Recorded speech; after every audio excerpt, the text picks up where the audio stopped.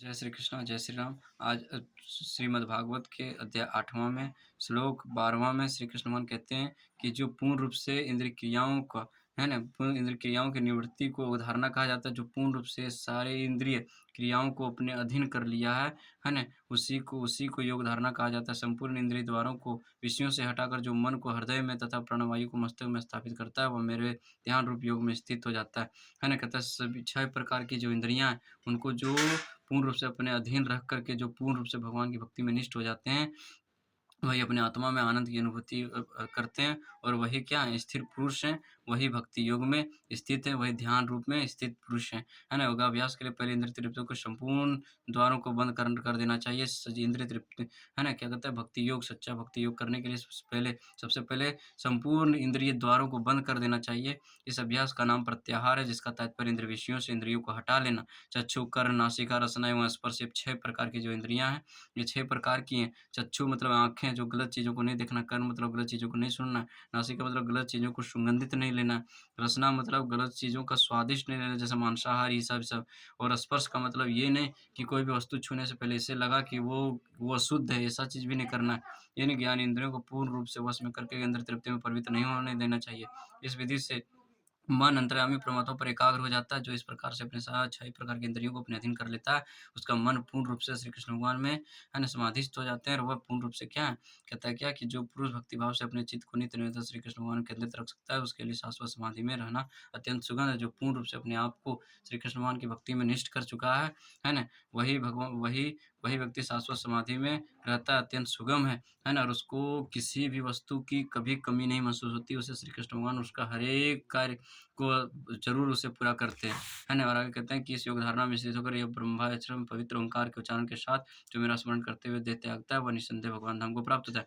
कहता है जो नित्य निरंतर श्री कृष्ण भगवान का भजन कीर्तन करता है, जो उसका स्मरण करता है, श्री कृष्ण भगवान के ओम का ओंकार करता है, उसको कभी भी है ना, उसे हमेशा के लिए मुक्ति प्राप्त हो जाती है। आगे कहता है जो नित्य निरंतर अनन्य भाव से मेरा स्मरण करता हुआ उसके लिए अर्जुन मैं सुलभ हूँ, क्योंकि वह नित्य मेरे भक्ति योग के परायण रहता है। कहता है जो नित्य नित्य निरंतर श्री कृष्ण भगवान का स्मरण करता है, वह उसके लिए श्री कृष्ण भगवान भी नित्य उसके लिए प्राप्त रहते हैं, है ना। आगे श्री कृष्ण भगवान कहते हैं कि कहते हैं मुझको प्राप्त हुए भक्ति योगी महाजनों का दुख से भरे अनित्य जगत में फिर जन्म नहीं होता, क्योंकि वे परम संदेह को प्राप्त हो जाता है। कोष जो श्री कृष्ण भगवान की भक्ति करके और श्री कृष्ण भगवान के वैकुंठ लोक में जगत में प्रवेश कर जाते हैं, उसके संसार में कभी प्रवेश नहीं होता दोबारा, और ना ही उसके अंदर कोई सुख दुख होती है।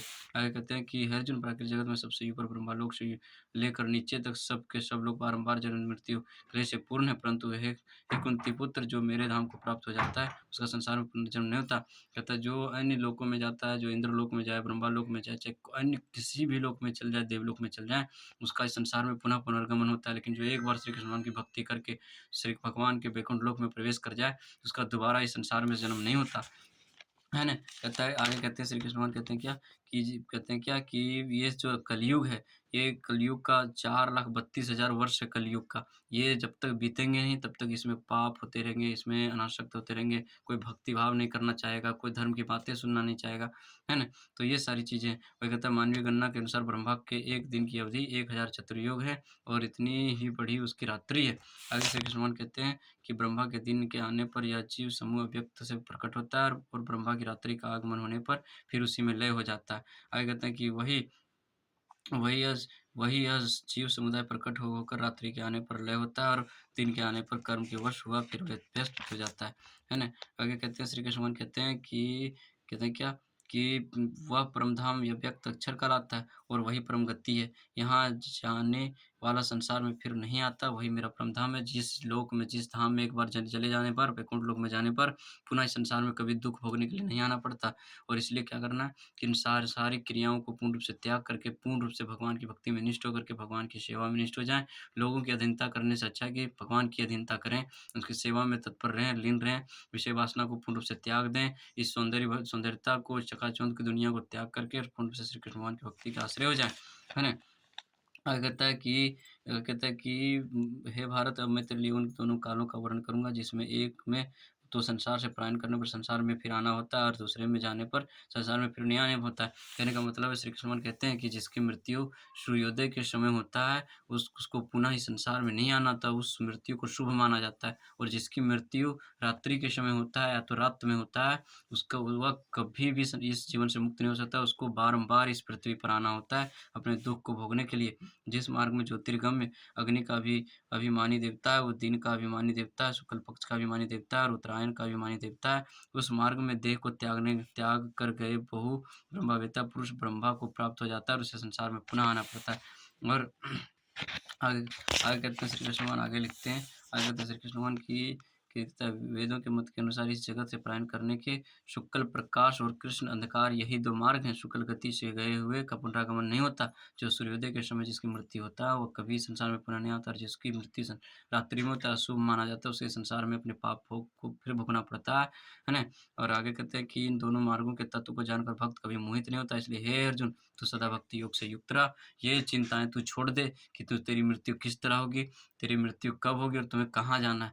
तुम पूर्ण रूप से अपने आप के सारे इंद्रिय विषय वासनाओं को त्याग करके श्री कृष्ण भगवान की भक्ति में निष्ठ होकर के भगवान की भक्ति में तन्मय हो जाएं।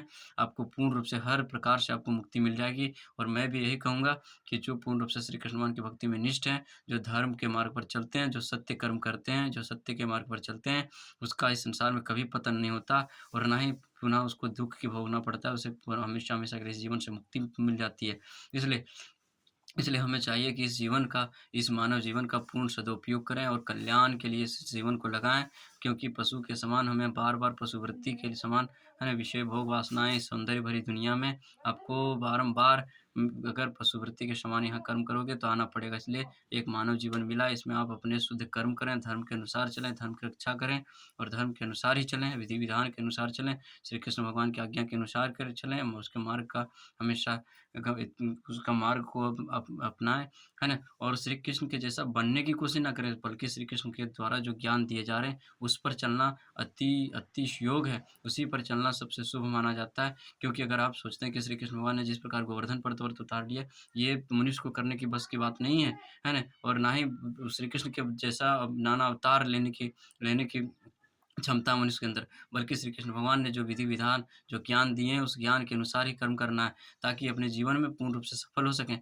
आप मनुष्य जीवन में क्या आप जितना भी कर्म कर लो, जितना ही धन इकट्ठा कर लो, उतना ही इच्छाएँ, लालसाएँ बढ़ती रहेंगी और यह सबसे बड़ा दुःख का कारण है। जो अपने पराये समझते हैं, जो जो अपने को खोने का डर है, जिसको मृत्यु का डर है, वह कभी जीवन में शांति नहीं प्राप्त कर सकता, क्योंकि उसे लगता है ना कि मृत्यु मृत्यु हो जाएगी मेरी, ये कर्म नहीं करूँगा मैं। तो वो सारी चीज़ों को त्याग देना है। मन के अंदर भय तभी होता है जब आप बुरे कर्म करते हैं और जब आप सात्विक कर्म में निष्ठ रहते हैं, जब सत्य कर्म किए रहते हैं, तो धर्म पर चलते हैं, तो आपके मन में किसी प्रकार का भय नहीं रहता और ना ही आपके अंदर कोई पाप रहता है। और जो पाप से मुक्त पुरुष हैं, वही भगवान का स्मरण कर सकते हैं, भगवान को अपने हृदय में स्मरण करके नित्य दर्शन कर सकते हैं। और जो अपने आत्मा में श्री कृष्ण भगवान का नित्य निरंतर दर्शन करते हैं, उसकी उसकी नित्य निरंतर स्मरण करते हुए अपने आप को रखते हैं, वह हमेशा शीतल मन रहता है, वह हृदय में हमेशा समाधिस्थ रहते हैं और उसकी जीवन पूर्ण रूप से मुक्त है। इसलिए श्री कृष्ण भगवान को नित्य निरंतर अपने आत्मा में समाधिस्थ करें और लोगों को दुःख ना पहुँचाएँ, क्योंकि दुःख पहुँचाना सबसे बड़ा पाप है। ना ही किसी जीव-जंतु को हानि पहुँचाएँ, ना ही किसी किसी को गाली दें, ना किसी के साथ अभद्र व्यवहार करें। यहाँ तक कि किसी जीव-जंतु की हमेशा रक्षा करें, है ना? और अपने अंदर दया, करुणा का स्थापित करें और अपने संसार में आने का एक जीवन मनुष्य का कल्याण के लिए अपने आप को पूर्ण रूप से जीवन मनुष्य जो जिसके लिए मिला है उसका पूर्ण सदुपयोग करें और एक सही दिशा दें। क्योंकि विषय वासनाओं में भटकते रहने से आपको कभी कभी लाभ नहीं होगा। आप कितना ही इंद्रिय तृप्ति कर लें, आपकी इंद्रिय तृप्ति की कामना मुक्त नहीं हो सकती, ना ही आपकी इच्छाएँ कभी खत्म हो सकती है। आप जितना भी विषय भोग कर लो, कभी आपकी विषय भोग से मुक्ति नहीं मिलेगी। इसलिए हमेशा श्री कृष्ण भगवान की भक्ति में निष्ठ हो जाएँ और इन सारे सांसारिक दुखों से मुक्त होने का एकमात्र साधन है कि इच्छाओं को पूर्ण रूप से त्याग दें, अपने कर्मों में, अपने धर्म कर्मों में निष्ठ हो जाएँ और लोगों से ईर्ष्या, द्वेष की भावना रखना छोड़ दें और लोगों को कभी भी ईर्ष्या, द्वेष की बातें ना करें और अपने अंदर के अहंकार को मारें,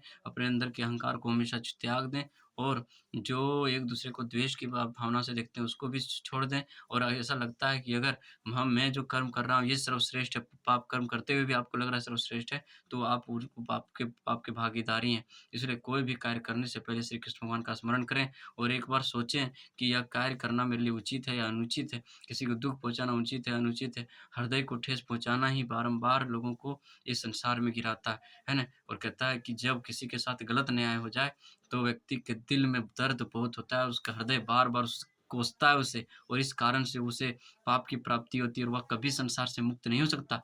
इसलिए श्री कृष्ण भगवान का नित्य स्मरण करते हुए श्री कृष्ण भगवान के समाधिस्थ रहें। ऐसा कर्म ना करें जिससे लोगों को ठेस पहुँचे, दुःख हो, है ना? ऐसा कर्म में भी प्रवृत्त ना हो जो जिससे कि क्या हो कि लोगों को हानि हो, समाज कल्याण में लगे समाज कल्याण, यज्ञ, तप, तपोनिष्ठ दान, ये सब करना तो है ही, ये सब तो करने का एक मात्र साधन है। इससे कोई चीज़ की प्राप्ति नहीं हो सकती लेकिन भगवान की भक्ति करके और आपके अंदर अगर दया है, करुणा है, आप पूर्ण रूप से अगर शुद्ध भक्त हैं, तो आपको किसी प्रकार की इतना विश्वास दिलाता हूँ कि आपको किसी प्रकार से कोई दुःख नहीं होगा। सारे कहता है जो श्री कृष्ण भगवान के अधीन हो जाता है, जो श्री कृष्ण भगवान की सेवा में तन्मय हो जाता है, उसे भगवान हर प्रकार की सुविधाएँ प्रदान करती है। उसको हर प्रकार की वस्तुएँ देती है जो उसके लिए सदुपयोग हैं, उसके लिए उपयोगिता है। इसलिए पूर्ण रूप से भगवान की भक्ति में निष्ठ हो जाएँ, भगवान की भक्ति के मार्ग पर चलें और भगवान के ब्रह्म भ भ हमेशा लोगों की अधीनता को त्याग कर भगवान की सेवा में तन्मय हो जाएँ। जिस प्रकार सभी देवताएँ श्री कृष्ण भगवान के अधीन हैं, है ना? उसी प्रकार हम सभी जीव-जंतु भगवान से उत्पन्न एक भिन्न अंश हैं और हम उनकी सेवा में ही लीन रहना हमारी कर्तव्य है। ये जी आपका दिन शुभ हो, मंगलमय हो, आपका जीवन मंगलमय हो। जय श्री कृष्णा, जय श्री राम।